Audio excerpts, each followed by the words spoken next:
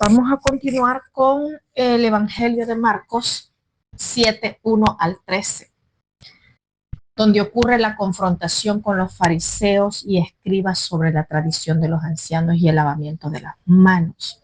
Acuérdate que este punto lo dejamos en Genezaret, ¿verdad? La secuencia que traíamos de Juan, la multiplicación de los panes y luego las aguas, ¿verdad? De las aguas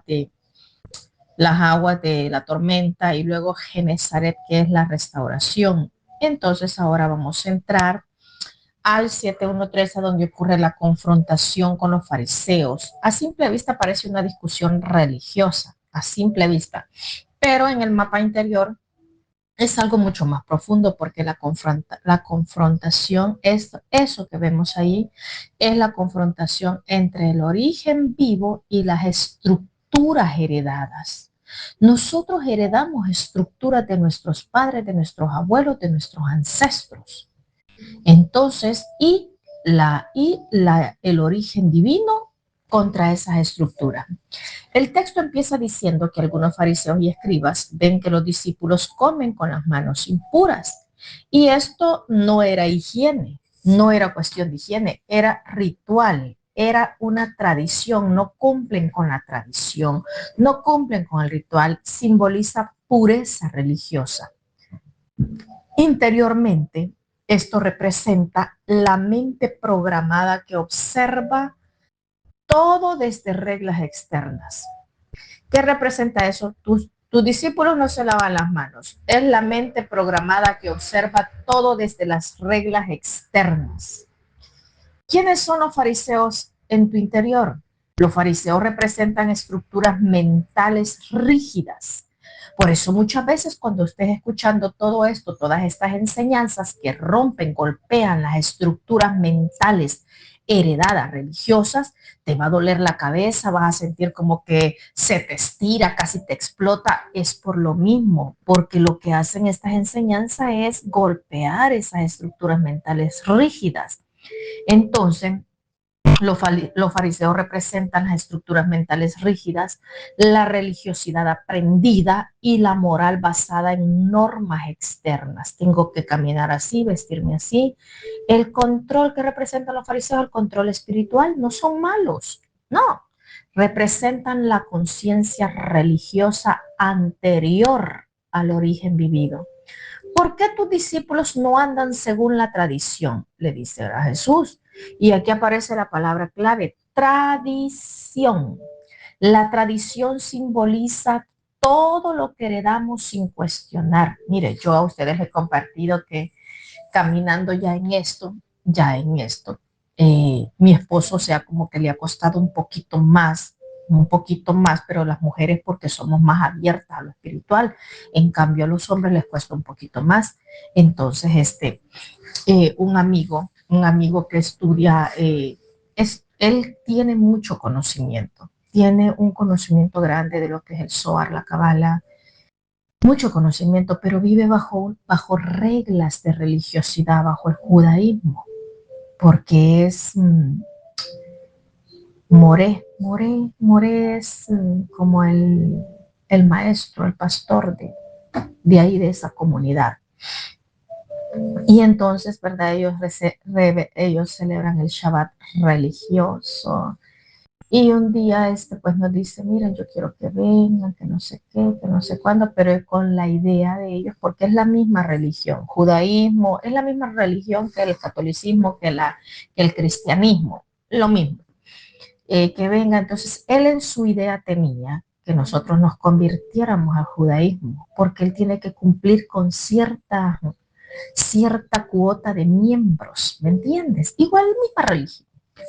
Entonces yo a mi esposo, no, que no, le digo yo, es que yo no sé, a mí no me gusta. Entonces, cada vez a mí me gustaba escuchar lo que él sabía, no lo que él practicaba.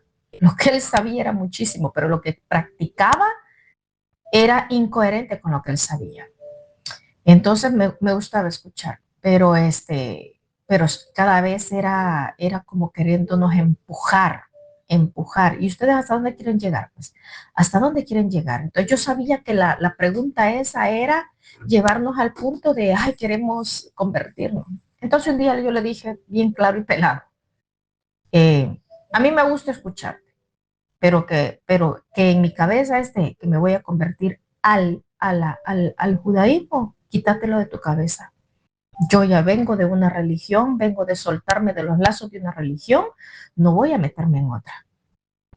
Entonces, no, pero vengan a ver, a oír, y que no sé qué. Fuimos. Mi esposo más que nada, que mira, vamos, que no sé qué, que no sé qué, bla, bla, bla. Fuimos. Cuando fuimos a ay no, mamita, fuimos un sábado, creo. Menos mal que no llevé a mis hijos porque yo sentía que vomitaba, pero vomitaba de la desesperación de estar amarrada en ese círculo religioso de que no tienes que hablar, solo tienes que moverte, las mujeres a un lado, los hombres a otro lado. No, men, yo era como que me habían puesto una camisa de fuerza, yo quería salir corriendo de ahí, yo me quería salir, sentía una gran desesperación, horrible, horrible. ¿Qué sabe qué es eso? Es mi espíritu, o sea, mi alma no quería encajonarse en esa prisión, en ese Egipto, porque es un servicio a lo de afuera, a lo religioso. Entonces a eso es Jesús, eso era Jesús peleando con los religiosos. Entonces le dicen, ¿por qué tus discípulos no andan según la tradición? La tradición de ellos es que uno haga todo lo que ellos hacen y cuando movas la cabeza, que la movas, no, horrible, horrible. Entonces lo mismo, los religiosos le dicen, ¿por qué tus discípulos no andan según la tradición? Aparece la palabra clave, tradición. La tradición simboliza todo lo que heredamos sin cuestionar, todo lo que heredamos sin cuestionar, creencias familiares, ideas religiosas, narrativas culturales, formas automáticas de pensar. ¿Qué significa eso en el interior? Programaciones. El conflicto central, la pregunta es, ¿por qué no siguen la tradición? No preguntan por qué no aman, por qué no sanan, por qué no ayudan. Preguntan por la regla. Jesús cita al profeta, este pueblo no honra con este pueblo me honra con los labios, lo que dijo el profeta, este pueblo me honra con los labios, pero su corazón está lejos de mí. Y esto es muy fuerte porque significa puedes tener palabras correctas como ese amigo. Hablaba un conocimiento grande, pero la realidad era diferente. Puedes tener palabras correctas y un corazón desconectado completamente. Puedes decir Dios primero, confío, todo está bien, pero por dentro vivir con miedo. Eso es labios de cerca, un corazón de lejos. Este pueblo con sus labios me honra, pero su corazón está lejos. Su corazón está lejos. Entonces, ¿cómo se llama? Esto traducido al interior puede decir Dios primero, confío, todo está bien, pero por dentro vives con miedo. Eso es labios de cerca y corazón de lejos. Aquí el texto, este pueblo en vano me honra. Aquí el texto toca algo muy profundo porque dice que adoran, pero en vano. ¿Por qué? Porque enseñan mandamientos de hombres. Mandamientos de hombres, esto simboliza reglas creadas por sistemas humanos, normas que no nacen del origen divino. Por ejemplo, la espiritualidad basada en culpa, si no es la religión basada en miedo, reglas que oprimen y tradiciones que no generan vida. Dejan el mandamiento de Dios para servir a los hombres. Esto es clave porque Jesús dice, dejaron lo esencial y se quedaron con lo secundario. El ejemplo que da Jesús, dice, el ejemplo que usa es interesante. Alguien podía decir que su dinero era corbán, una ofrenda a Dios, entonces ya no ayudaba a sus padres.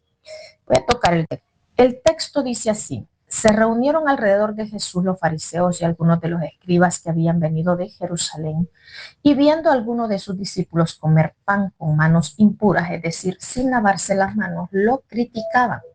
Porque los fariseos y todos los judíos, aferrándose a la tradición de los ancianos, no comen sin lavarse cuidadosamente las manos Y al volver del mercado no comen sin lavarse y muchas otras cosas hay que recibieron para guardar lavamiento de vasos, jarros, utensilios de cobre y mesas. Entonces los fariseos y los escribas le preguntaron, ¿por qué tus discípulos no andan conforme a la tradición de los ancianos, sino que comen pan con manos impuras?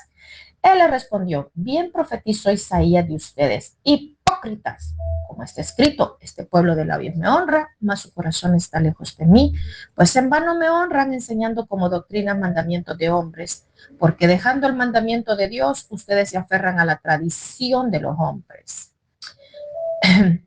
Les decía también, bien invalidan el mandamiento bien invalidan el mandamiento de Dios para guardar su tradición. Porque Moisés dijo, honra a tu padre y a tu madre, y el que maldiga a su padre o a la madre muera irremediablemente. Pero ustedes dicen, si un hombre dice a su padre o a su madre lo que podría ayudarte es corbán, es decir, ofrenda a Dios, ya no les permite hacer nada por su padre o por su madre, invalidando la palabra de Dios con su tradición que han transmitido, y muchas cosas hacen semejantes a esta. Y ahora extraemos. Entonces vamos al primero que dice, se reunieron alrededor de Jesús los fariseos y algunos de los escribas que habían venido de Jerusalén. Primero veamos qué está pasando literalmente. Personas con autoridad religiosa vienen desde Jerusalén para observar a Jesús. No vienen a aprender, vienen a examinarlo. Y esto ya nos da la atmósfera del texto. Jerusalén no es solo una ciudad. En el mundo judío del siglo representaba el centro religioso, el centro de autoridad, el centro del templo, el sistema institucional.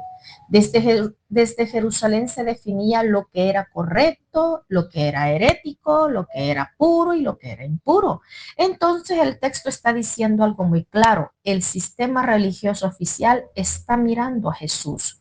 Los fariseos no eran sacerdotes del templo, eran maestros de la ley muy respetados.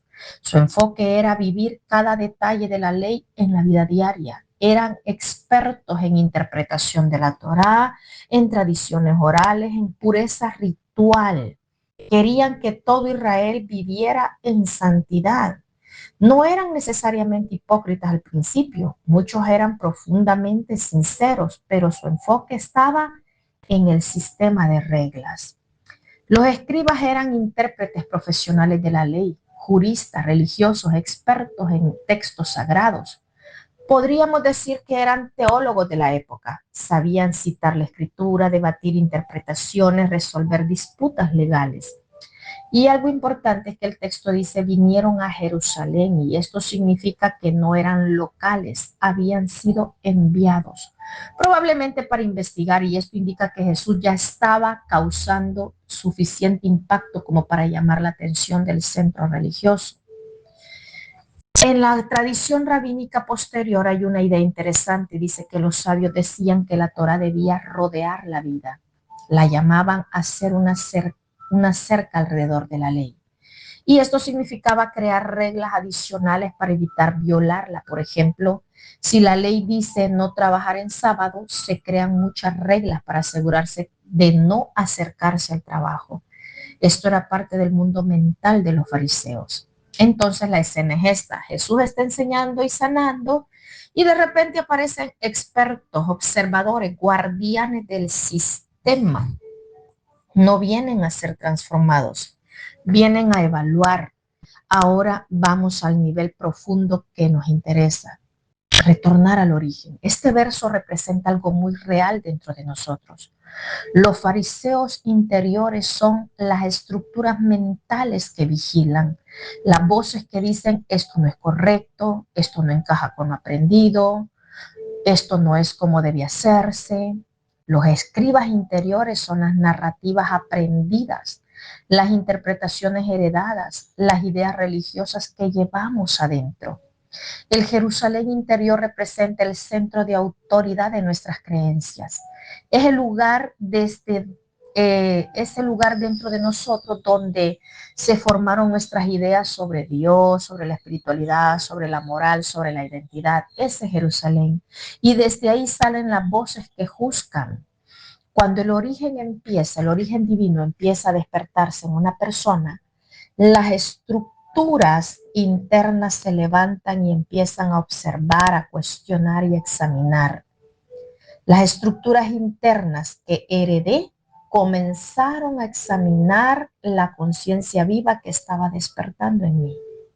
El punto profundo es que el despertar espiritual siempre activa resistencia interna porque lo nuevo amenaza lo aprendido. Ahora, esta escena nos invita a preguntarnos, ¿qué fariseo vive dentro de mí? ¿Qué escribas heredados examinan cada movimiento de mi conciencia?